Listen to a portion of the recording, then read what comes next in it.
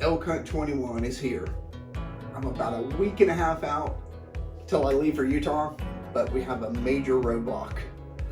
One of my friends, we have planned this trip for a year, so I have to make a decision in the next 2 or 3 days.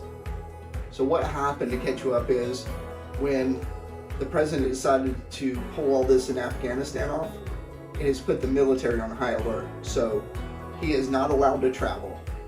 So I've got to make that decision whether I go to Utah by myself or just postpone the trip. So big decisions to make. So I will either be in Utah next week or I'll be right here.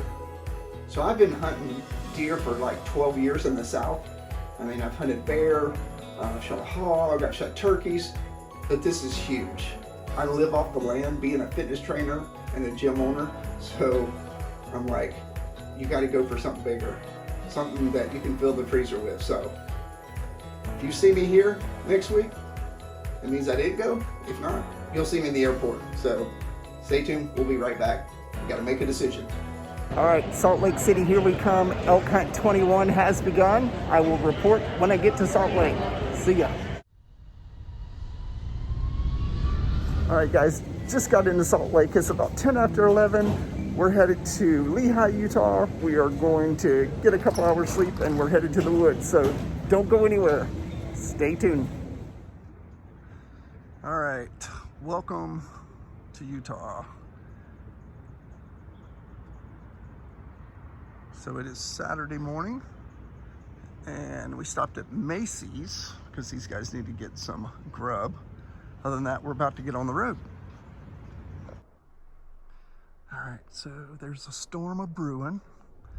We're all set up here.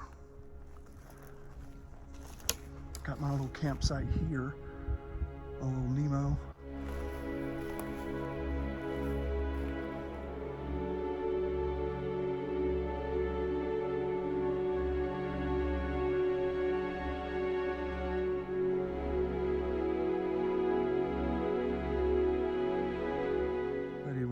We're at about 10,000 feet. Absolutely beautiful. So the good thing about Tanner is, I was like, hey, do you think it's going to rain? He's like, yeah, it'll rain for 17 minutes. And we're at what elevation? Well, I meant 15 minutes, but 10,000. 15, sorry, I cut it off. 10,500 feet elevation. And I was trying standing to, right now. You were at, it was at 15.25. So yeah. you were pretty close. You were trying to climb Mount Everest. Is that why I can't breathe right now? All right, we'll get a couple of practice shots here, see what's going on with this boat. There you go. All right, so the jet boil's cranking. The mountain house is on the menu tonight.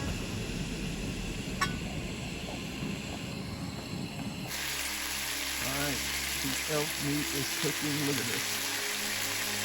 Let's check these potatoes out. Man, this is good looking food in there. Peppers, onions, cream of mushroom soup. Doesn't get any better than that.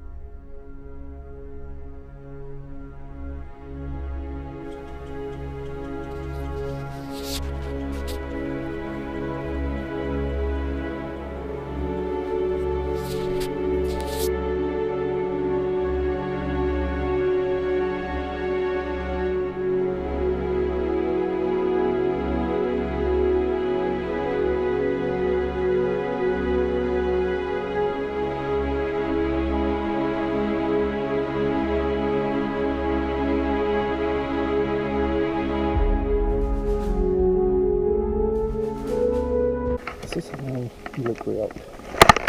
10,500 to 11,000 feet. This is where they're at. You don't have time to drive a four-wheeler around looking for them. And believe it or not, we have seen a couple people with their four-wheelers. Not here though. That was like 5 miles the other direction.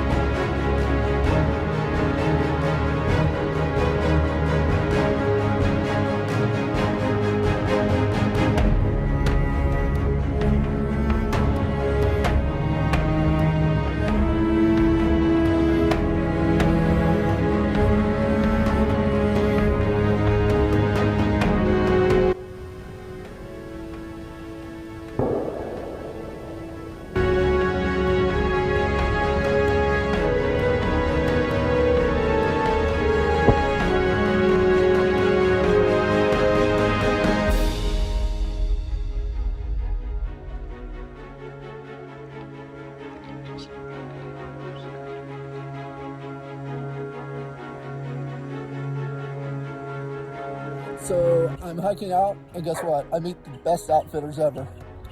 Dylan, hanging out with his son. We're headed to the mountains. What's the name of the outfitters? Great Basin Outfitters. All right, so Great Basin Outfitters. If you guys need a good place, these guys are legit. So I'm hooking up with them for next year, but I'll give you guys the number, so send me a text.